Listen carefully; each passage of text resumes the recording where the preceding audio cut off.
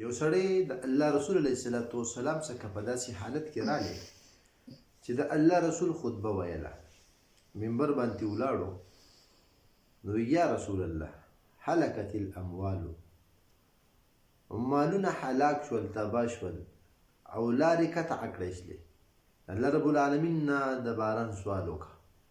نبی علیه السلام دعا وکړه، اللهم اعثنا اللهم اعثنا اللهم اعثنا، یا الله په موږ باندې باران ووری.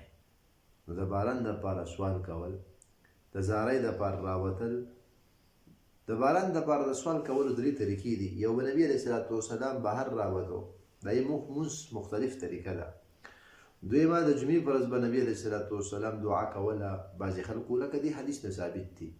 او دغه رنګې عام حالاتو کې نبی علیه السلام ته به خلکو د دعا دپاره ووایي چې باران سوال وکړي، نبی علیه السلام به سوال وکړي.